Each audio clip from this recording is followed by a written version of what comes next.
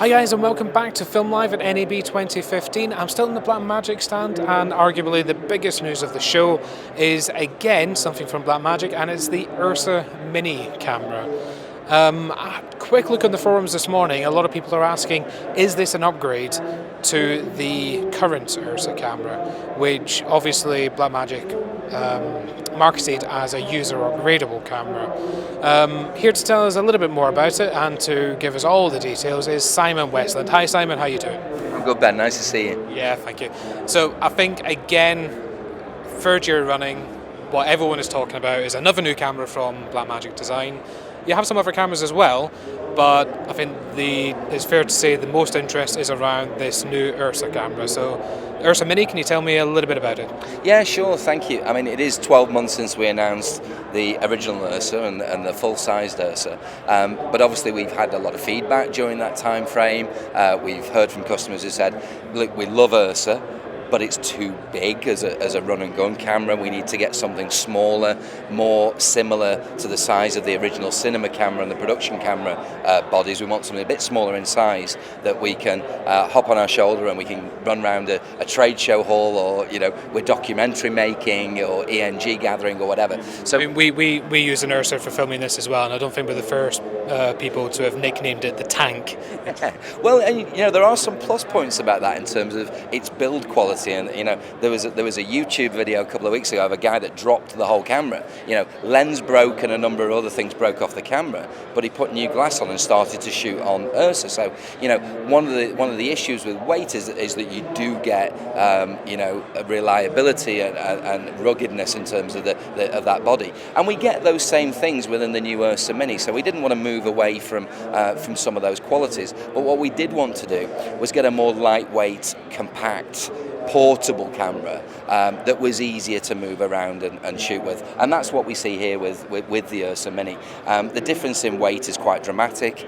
This camera is 1/3 of the weight of Ursa, so this is only the camera body here is just 5 pounds in weight, and it's significantly smaller in form factor as well. I mean, it's what is that, less than half the size? Yeah, I mean, I think it is less than half the size. I mean, aesthetically, the width of the camera is somewhat determined by the battery that sits on the back of it, and I think that there's some really nice design features in that, that keep the scale of that down to, really small size. But you can't go too small in a camera of that nature, because we wanted to incorporate a shoulder mount. We've got a shoulder mount here that's built into the quick release, so you can take the camera immediately off its legs, stick it onto your shoulder and go away and use it. So, we needed to keep the proportions right, that it was a camera that felt good to use, in those documentary or news gathering type environments.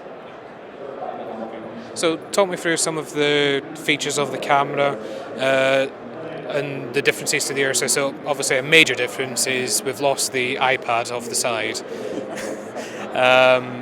We've halved the screen size, so one of the differences there, instead of the 10-inch fold-out display, which is beautiful on the Ursa camera, we have an equally as beautiful but half the size screen that's built into the side, and this is a 5-inch screen, and it's similar to the original cinema camera and the production 4K camera in that the screen is touchscreen.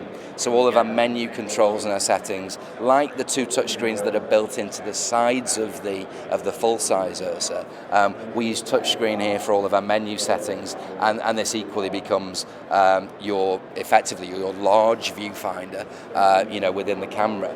One of the things that you do see, however, on this is we now have an optional accessory of, if you want to close and not use that, you can add a viewfinder, which is a brand new product which fits both the Ursa Mini and the full-size Ursa. This is a brand new viewfinder as well, which we can talk a little bit more about. But in terms of features, similarities are that it's XLR audio connections, so you've got your professional audio connections. It's professional batteries for V-Lock, IDX or Anton Bauer or whatever. And as we turn the camera around, you'll see all the video connections are on this back right-hand side, similar in position to the full-size Ursa. And we also have the HD SDI and the power supply to a viewfinder. Whether that's the Blackmagic viewfinder or a third-party viewfinder, it doesn't matter. Or those connections are on the side of the camera.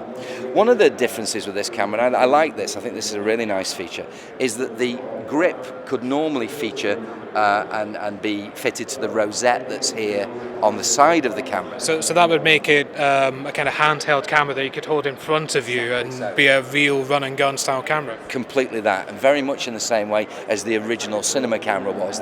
Camera that you could hold and move around with in a very mobile, very agile way. But I guess with this one, like with the cinema camera, to do that properly, you needed to get an external rig and get some handles on the side. This one has it built in. Yeah, it does. I mean, so the camera ships with the grip, and that features lamp control in terms of start, stop, record, and focus and iris buttons were on there. And but what we also show in this particular configuration is then the accessory pack that we've developed for Ursa Mini. Now, the accessory pack includes the shoulder mount, which has also got the built-in quick release. It means you can take it from the tripod very quickly. It includes the handle that's on the top, and then an extension arm so that you can move that grip down to a position that's comfortable when the camera is on the shoulder, and it makes it very, very nicely balanced. I think the other benefit of that is by using the rosettes on the side of the camera is it does enable third-party apparatus to be fitted quite easily because of the mounting points on the top, bottom and side of the unit. They're all standard mounting points, so yeah, you can put whatever you want on there. Okay, so a quick look online after the big announcement yesterday. There was a lot of people screaming and shouting about, well, not a lot, but a few people screaming about, I've just bought an Ursa, which was supposed to be a user-upgradable camera, but yet you guys have brought out an upgraded camera. Is that necessarily true? Okay, so that's a good question, because obviously within Ursa is upgradable, and that very much was the was the promise and the feature set of that camera. And I think with the brand new 4.6K sensor, we're showing that you can upgrade your existing Ursa with the new sensor block. In the full-size Ursa design, what you get is the front turret is completely removable. So there's 4 bolts in there that let you remove the sensor block and the mount to replace that with an alternative sensor. You don't get that on the smaller Ursa Mini because of the size of the camera. One of the compromises in terms of reducing the size of this is removal of that as a feature. So within Ursa Mini, you will choose the sensor and the mount that you want, and that is fixed within that model. So we're offering that with the existing 4K sensor in both EF and PL, and the new 4.6K sensor in EF and PL. And the full-sized Ursa will continue to be user-upgradable for future sensor blocks as and when they come out? Absolutely so. That is a real benefit and advantage of having the full-size Ursa, because we do have that capability to put new sensors into that camera. So anyone that's worried about protecting their investment on that camera doesn't need to really worry too much about it? Yeah, and I think proof in the pudding is in the fact that 12 months later we're here with a new 4.6K sensor for that camera. Okay. So just to finish off, there's a couple of additional questions that came in online. Do Blackmagic Design have any plans to add things like false color, waveform monitors, RGB in a future firmware update on the cameras? Yeah, well, which of those on the list, I can't tell you definitively to say what we will add or we won't add at this stage, because we're looking here today at the show at a prototype camera.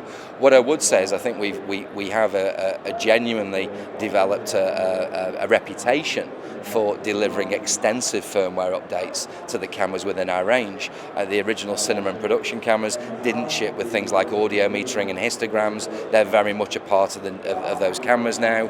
We didn't ship them with in-camera media formatting. We now do, so there's a whole host of things that we will add to the camera. The exact specifications of what that camera will have will be on the website at the point of shipping, but I'd say that we've a reputation for developing lots of firmware updates based upon the feedback from the users. Well, I think there's been quite a few calls for that, so you could take that as a bit of user feedback. One other major thing as well is people have been really interested in how the accessory pack works on the new Ursa Mini camera, and the shoulder pad feels like quite a nice upgrade to the previous solution for the full-sized Ursa, where you have to unscrew it manually every single time. there are people that do have the Ursa that would like to have that ability to quickly take it on and off the tripod, put it on the shoulder, and even though it is a heavy camera, to still use it to get those run and gun shots. Is there any plans to implement a similar accessory pack like that with the full-sized Ursa? Is that possible? It's certainly something we're looking at. I think that it's clearly a very popular request, and I think a great piece of industrial design to incorporate both the shoulder mount within that quick release. I don't have anything definitive for you in terms of a date and a price, but what I would say is that is a request that we got on day one already, and it is something that prior to that our teams are already looking at that as a development. Just finally, price and date of release. So Ursa Mini is available in those 4 different models using the additional 4K sensor in EF and PL. So if you buy Ursa Mini with the 4K sensor and the EF model, then that starts at $2,995. So under sub $3,000 for a 4K camera, which is pretty exciting, we think. The new 4.6K sensor increases that price to $4,995, and then the PL models are $500 each in addition for the PL mount.